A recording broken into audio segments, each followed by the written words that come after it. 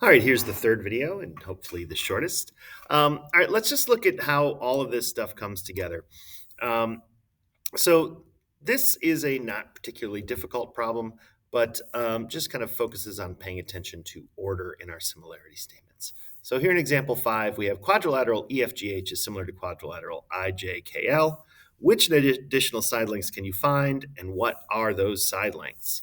So here, I look over here at this quadrilateral, and I have two side lengths. Over here on the right side, I only have the 43. So I think to myself, well, I don't even know, does the 43 match with the 27? Does it match with the 13? And the key realization you need to make here is that order matters, right? So over here for this quadrilateral, the order matters. So in other words, GH, which is third and fourth, is going to match with KL, which is blank over here, also third and fourth, but I'm going to put an X on that side. So if I was setting up a proportion, I'd put 27 over X. And remember, because they tell me that these quadrilaterals are similar, I know that the sides are proportional. Now, what does that equal?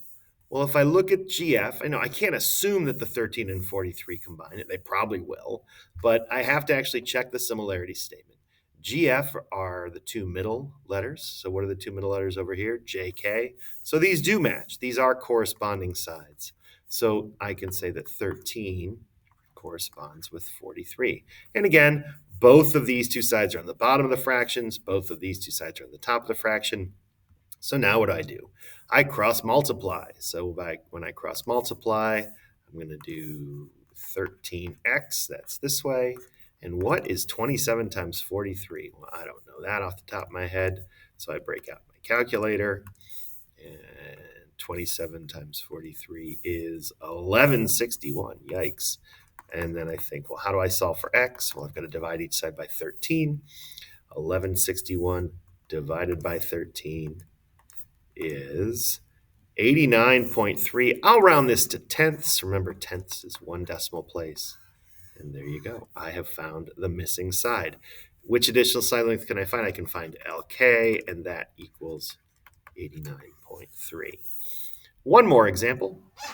Example 6. Do you have enough information to find the value of x? If so, what is the perimeter of triangle ZYX? So I look here and I've got all sorts of numbers. So let's see what I have. Well, over here I've got all three sides. Over here I've got two sides, and there's the little x. This must be the little x they're referring to. It must not be referring to the big X. Remember, capitalization matters. So I'm trying to figure out this side length. So my first thought is, well, are the sides proportional? Well, they don't tell me that these two triangles are similar. So is this just a not enough information question? I mean, that was my first instinct. But then I realized, well, what's all this angle information doing here? Oh, yeah.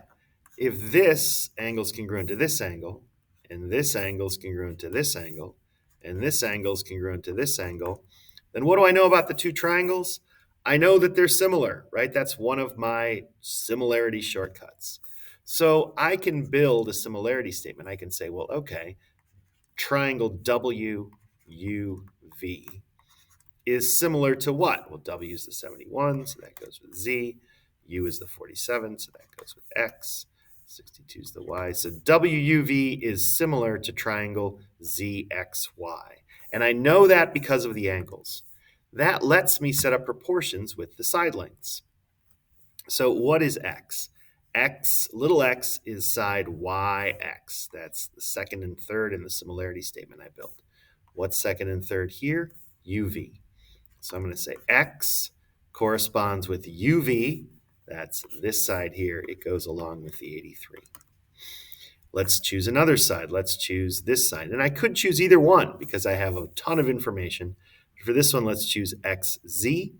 That's first and second. That's the 62.4. What's first and second over here?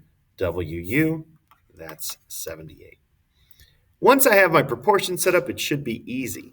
Now, one little caveat here. Sometimes you'll set up a proportion and like there will be a missing side length. So you'd end up with like two variables. If that ever happens, just choose a different side. All of these should give you some sort of equation that only has one variable. At this point, I'm going to cross multiply. So I'm going to get 78x going this way. 62.4 times 83. I don't know that. But the calculator does. 62.4 times 83. And then, oops, I said 93.